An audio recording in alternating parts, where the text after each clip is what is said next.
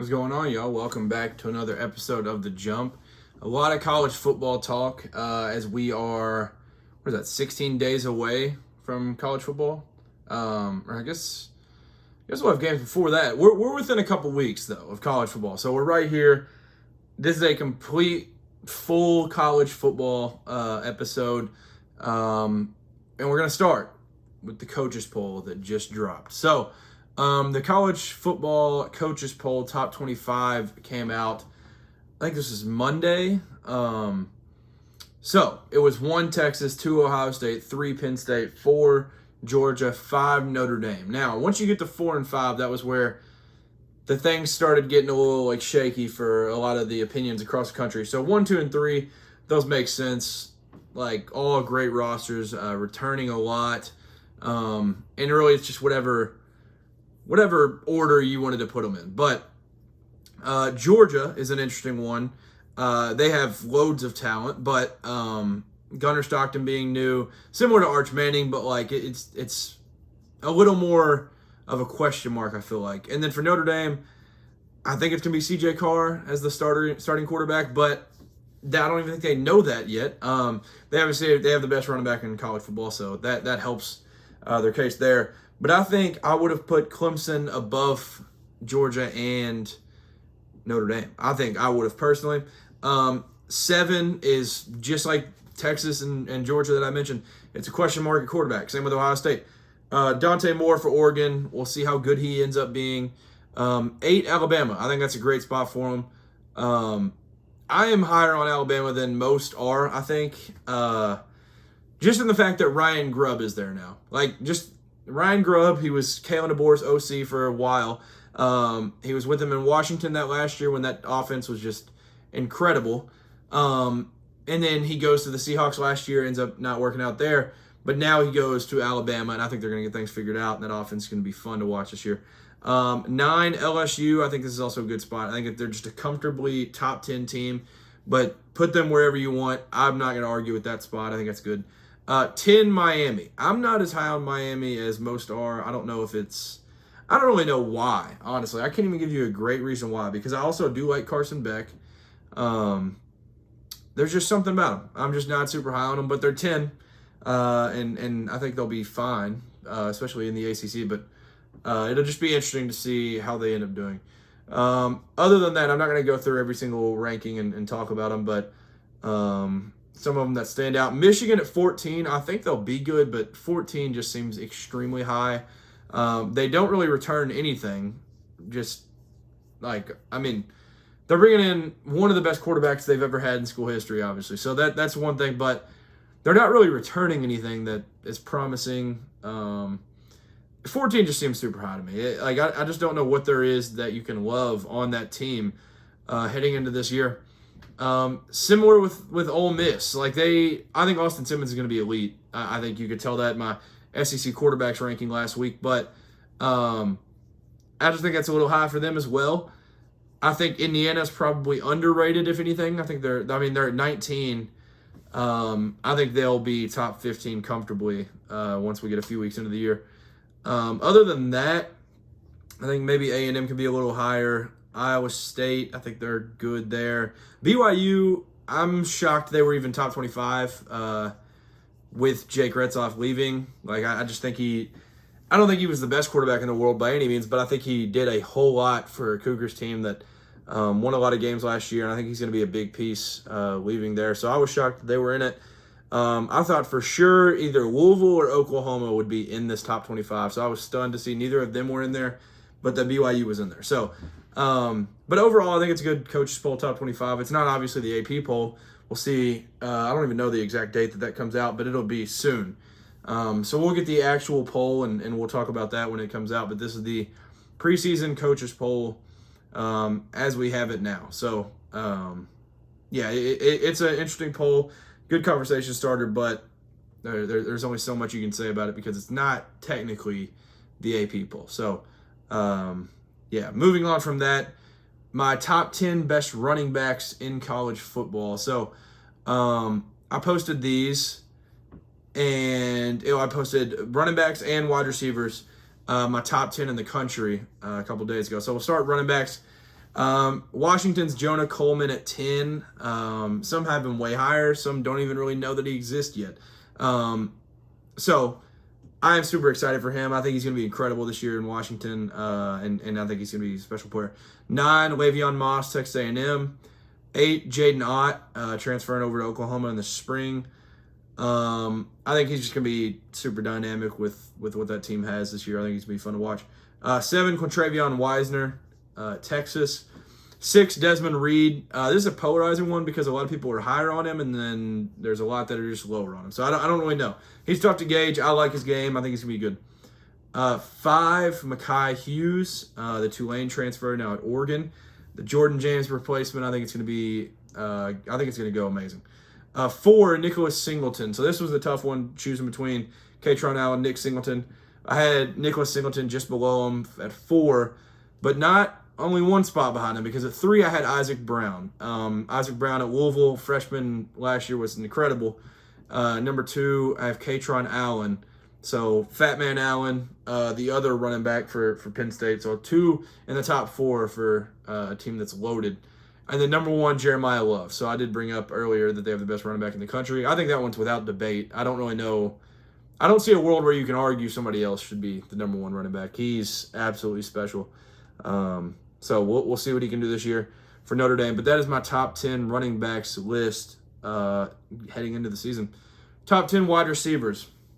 This was much tougher because there's so many that you have to leave off. And I did not realize that until getting into it. And I was like, man, that is brutal. So it was tough to make some cuts, but this is what I ended up with. 10, Texas's own Ryan Wingo. I think he's going to be really good. I didn't make an honorable mentions list, but there was like Carnell Tate. There was a ton of guys that were right there, honorable mention. But this ended up being my 10. I may put out like an honorable mention list. 9, Bryant Wesco Jr., the sophomore at Clemson. He's going to be special. Washington's Denzel Boston at 8. I think he's going to be a special player. That trio that they have out there for Damon, Denzel, and Jonah, that's going to be a fun trio. 7, Elijah Surratt, returning for Indiana. I think he's going to put up big numbers this year as their alpha out there, out wide. Cam Coleman at 6. I think he's going to be amazing. He turned it on halfway through the year last year and never looked back. He's going to be a special player. 5, Antonio Williams, Clemson's leading receiver last year. He's going to be awesome again. The continuity. You all know how I feel about continuity and retention at this point, probably, if you've been tuning in for a while. Having your best receiver come back with your best quarterback, it's going to be amazing. So, Antonio Williams at 5. 4, Eric Singleton, the Georgia Tech transfer, now at Auburn. So I have Auburn as the 4th and 6th best receivers in the country. 3, Jordan Tyson at Arizona State. Really good player, returning with his quarterback, like I said, for Antonio. And then 2 and 1 are pretty obvious to me. This was one of those lists where it was like these 2, and then we'll work it from there. 2, Ryan Williams. I think he's going to be even better this year because of Ryan Grubb. I think he's going to stand out much more. And then 1 was zero debate, zero thought, didn't even have to consider another person, Jeremiah Smith. So Jeremiah Smith is going to be absolutely incredible this year. Like I said, Carnell Tate was barely off this list for me, so there's another basically top 10 guy in that room. They're just going to be Jeremiah and Ryan. They have such bright futures, and but this list overall is just super, super fun though. So I'm excited for these receivers. I'm excited for the running backs. They were a fun list to make. Let me know what you would change on them in the comments. I also posted them on social media, so you can go comment it there too. But yeah, it was a tough list, tough guys to cut off, but that is my set list heading into the season. Now, we'll do some conference previews because this is conference preview season. So I'll probably do I may do one episode this weekend at some point for one conference, but if I don't, I'll probably do like 3 episodes next week and do some conference previews. But I tried to figure out how I was going to do it because I'm not just going to go over every team. If you wanted to do that, just go get a magazine and do it that way, because like this is just, it would be boring. I mean, this is a podcast, but that is the most boring form of podcast in my opinion, just talking about each team and then rattling off random things about it. So I'm breaking it down in a few different categories. So I have 1, 2, 3, 4, 5, 6. I have 6 categories. I have team I'm buying stock in, team I'm selling stock in, coach of the year, player of the year, player to watch, and then the champions. So we're starting in the ACC. I'll do the Power 4 conferences. I may end up doing a G5 if I have time for it too, and just doing a G5 overall. But the team I'm buying stock in the ACC, the Duke Blue Devils. So this is year 2 for Manny Diaz. They went 9-4 last year. And a big reason for this is the guy that I am a huge fan of, and Darian Mensah, the Tulane transfer that did get, maybe illegally recruited and tampered, but that doesn't matter. He's there, and it's perfectly fine the way that they got him. This kid is elite. There's no other way to put it. He is a phenomenal football player. He's going to do amazing things at Duke, and he's going to be playing behind what I think will be a much improved offensive line in 2025 because of what they're returning and what they have as backups as depth. So I'm excited for year 2 Manny Diaz. I'm excited for Darian Mensah there. And they also return a lot of guys that I think will end up on, I don't know if it'll be first team, but it'll probably be second team, if not first. The ACC defensive players. Manny Diaz, great defensive mind. They return so many elite defensive players from last year that will carry over, and they'll become even better in year 2 under Diaz. So my prediction as of right now is having them 10-2 with losses to Illinois early in the year and then Clemson. But if you've been tuning in for a couple episodes now, you know how high I am on Clemson. So neither of those are really a bad loss. I think Illinois is going to be really good off rip just because they return so much. It's hard to beat a team early in the year when you're kind of figuring things out, and they return to everybody. But so I have them 10-2, which is obviously an incredible year for the Duke Blue Devils. Team I'm selling stock in. Now, I'm not saying this team's going to be terrible by any means, but this is just a team that I think the overall majority of people have bought stock in, and this is the team that, not the casual, but the just above casual fan is sitting here looking at, like, saying, watch out for this team. Like, I've seen them as, like, the conference runner-up for some people. I've seen people talking about them making a push at the playoff. Georgia Tech, I'm not a huge fan. I'm just not, and it's not even necessarily the team, but Brent Key, it's his second full year coaching. So last year they went 7-6. Now this reminds me a whole lot of Virginia Tech the year prior, where they go 7-5. There's some momentum rolling in. They return a lot of guys. Everybody's really high on them, and they let you down. I think that's what's going to be this year. Haynes King is a great QB, but cannot throw very well. Now, Eric Singleton is gone. Hopefully Eric Rivers ends up being a great transfer wide receiver that comes in. Jamal Haynes is back, but it all comes back to Haynes King, in my opinion. And I don't think with a not super versatile quarterback, I don't think you're going to be able to win a whole lot of games. Like, I just think Haynes King needs to be a better thrower if they're going to be able to, beat teams and beat the teams. The ACC is not very good, but just who they're going to be playing. They play Colorado early. They play Georgia late in the year. Obviously, they played all these teams really good last year, and they beat a lot of good teams last year. But I just think the ACC is going to be a step up this year, be a little better, and I just don't trust Haynes King completely. But obviously, he can prove me wrong. Like, I had him as a top 10 quarterback in the country. Like, I know I just put that list out. It's still, I just don't completely trust him. It's just because his throwing ability. But it's not like it's bad. It's just there's certain things that you see and you're kind of hesitant on it. So, that's why I'm selling stock in them. I predict them to go 7-5. That is my prediction for them. My coach of the year, Manny Diaz, year 2. So if this wasn't obvious enough, the team I'm buying stock in that I have going 10-2, obviously, if Clemson does as good as I think they will, then they'll probably just give it to Dabo Swinney because he'll be undefeated and all this stuff. But I think Manny Diaz is my coach of the year. It's wild to say a Duke coach is going to win coach of the year, but I think they're going to be really good all season and extremely well coached. Yeah, Manny Diaz, Coach of the Year for me. Player of the Year, Cade Klubnik.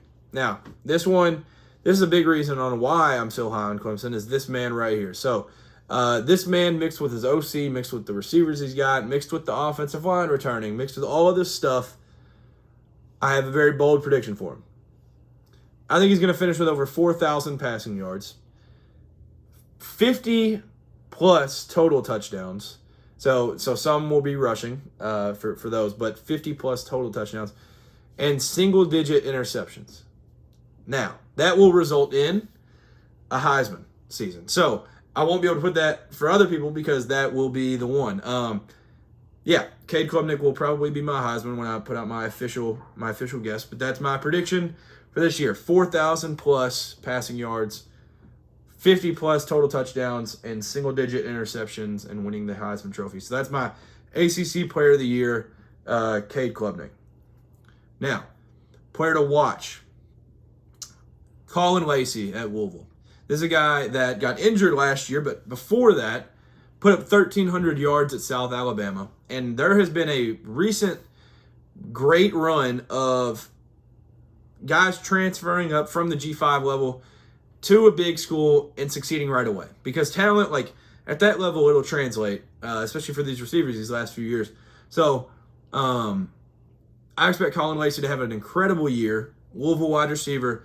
I don't know if he'll have 1,000-something, but I think Miller Moss is going to sling it all over the field. Jeff Brown's going to want to get him the ball. And I think Colin Lacey is going to be amazing. He has Chris Bell with him, so that'll take some touches from him. But Colin Lacey is going to be incredible for Louisville this year. So, rounding out from that, my ACC champions. Now, I've mentioned two of them, and it won't be Georgia Tech or Duke. I have the Clemson Tigers beating the Louisville Cardinals. So, that is the ACC championship because they don't do division anymore with the addition of the schools. Now I'm second guessing myself.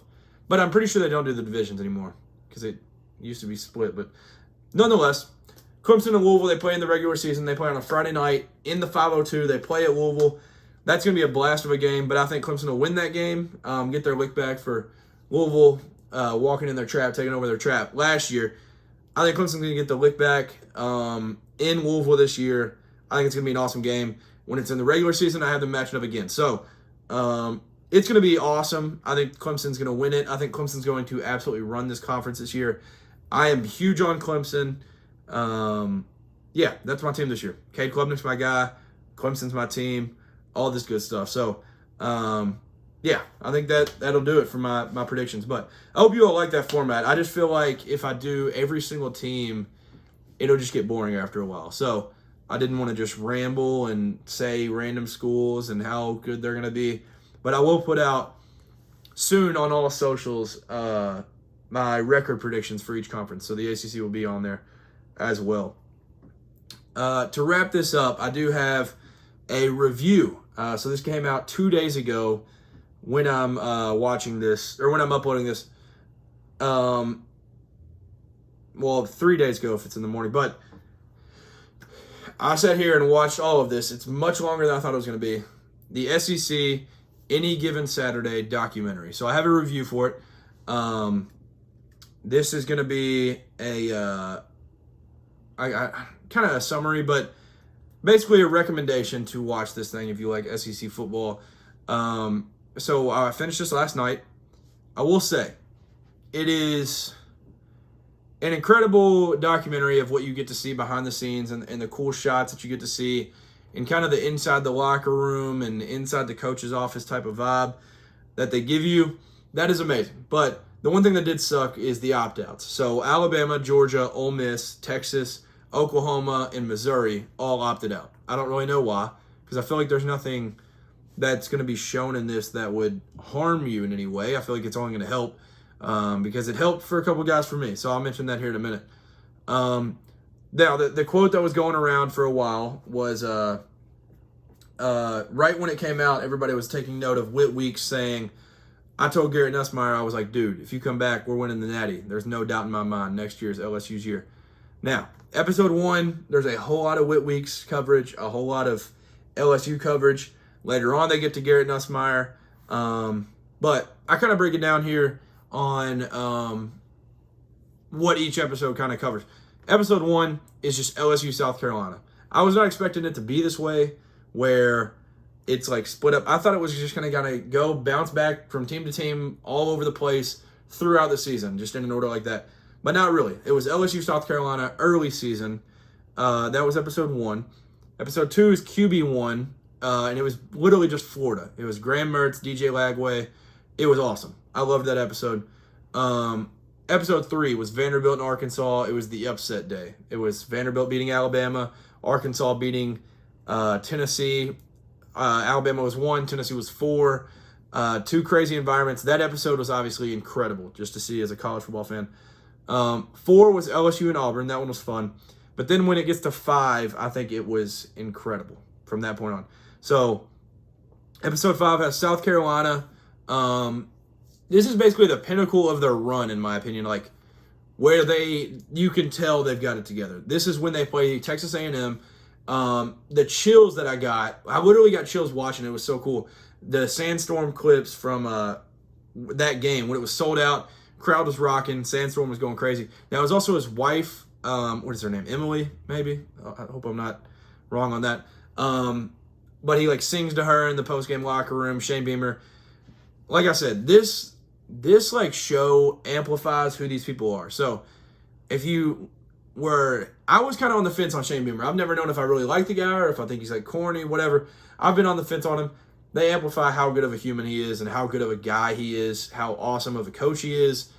I love this guy now. Like, he literally is dropping his kids off at school in the mornings. They're going to breakfast. They're having the kids down on the field after. They're having the kids write stuff on his window. And, like, he's just an incredible dad and just super real and humble and honest and just a family man. So I fell in love with him.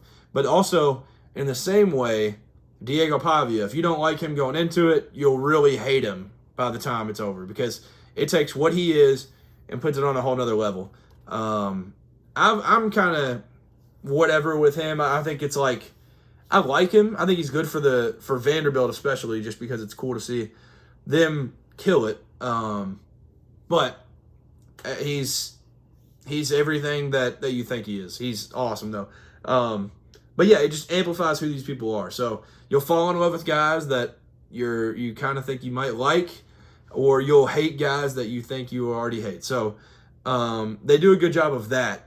So that South Carolina game where they beat Texas A&M, that was amazing. And then that's also the same week Vanderbilt makes a bowl game by winning at Auburn. And Diego Pavia talks in that one about how when he went with New Mexico State, they were able to go down there and beat them. So Hugh Freeze watches him in person and doesn't recruit him. So now that's his chip on his shoulder going into that one.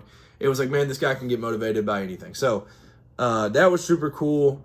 That episode was. 6, I think, was my favorite episode because you get to see the traditions of just the SEC and these schools. It was the episode called Bragging Rights, and it was Mississippi State, Ole Miss. It was the Egg Bowl, and then Texas A&M, Texas. So it was really just covering Mississippi State, Texas A&M. But you get to see like the Yell leaders do their traditions and all these different traditions that A&M has, and talking about this rivalry finally being back for the first time since 2011, I think was the last time. And then for Mississippi State, Ole Miss, Mississippi State had nothing else to fight for, and that's when they're going to rally and play as good as they can possibly play. So it was super cool to just see that team get together, rally the troops, and get ready to play in the Egg Bowl. So that was really fun. And then just the watching those games from the perspective of these cameras, like it was amazing. So that Bragging Rights episode was awesome. And then the last episode is kind of just a mix of everything. So it's South Carolina, Tennessee, Vanderbilt, Kentucky, and kind of the college football playoff selection. So that one is South Carolina beating Clemson, beating the ACC champs. Tennessee, that's them beating Vandy, figuring out where they're going to end up going. They obviously go to Ohio State. Then Vanderbilt, it kind of just has them like kind of capping off their season and going through all of that. Kentucky, that one, as a Kentucky fan, I think they did incredible by not bashing us. Like, they could have taken this last season when we were terrible and just made us look an absolute fool. But they really just talked about Maxwell Harrison and Deion Walker, and then they like showed a couple of highlights from like the Louisville game, which was obviously terrible. But they didn't really like weigh on Kentucky at all. Like, it was really just cool to see them highlight and lift up Maxwell and Deion. So that was cool. But then the college football playoff selection, which they show Shane Beamer getting all ticked off, and rightfully so. But yeah, the beginning and the ending just really like capture what the SEC means in football. And like there's so many funny parts where at one point, I think maybe it was Andy Staples said Vanderbilt is the doormat of the SEC, and then whoever else came in, they were like, well, that's almost disrespectful to doormats. Like, there was some humor in it. There were some serious times. There were some times you'd feel bad for somebody, feel great for somebody. It was awesome. So as a college football fan, as an SEC fan, like, it was really cool to see. And I hope they continue to do this. I hope these other teams opt in next year, because having the opt-outs made it a little bit tough. But it was still super cool. And you almost forget that those teams opted out anyways in the end. And yeah, it was awesome. I loved it. Comment, let me know if you all enjoyed it. Like I said, it's long. It's probably pushing 6 hours total, I'd guess. 5.5, 6 hours. But it was awesome. That's my review. Is I enjoyed it so much. I will not watch it again. I'll tell you that much, because it was so long, and we're already close to the season. But it did get me fired up for the season. And towards the end, they kind of talk about like Nussmeier returning and Sellers coming back and all these different things. And yeah, Lagway. They kind of just shift you into this upcoming season. So that was super cool. But I thought it was incredible. That's my review. And yeah, like I said, comment. Let me know what you all thought of it, if you enjoyed it. And yeah, go watch it. Go check it out if you like college football, like SEC football and all that. So yeah, I am glad to be back. We're right here. It's college football's right here, man. We're so close. Man, we're right there. So I hope you all enjoyed. Go follow the socials, the Jump Sports on everything, the Jump Sports _ on Instagram. But I guess that'll just about do it for this episode. So, like I said, comment your thoughts on the running backs list, wide receivers list, and the coaches poll, but also the documentary. So, hope you all enjoyed. Have a great weekend. This will probably release Friday morning. So, have a great weekend. Have a great last few weekends before football is officially back. I mean, there's NFL preseason games and stuff now, but before college football is back, you have a couple more weekends. So enjoy it. Have a great weekend, and peace.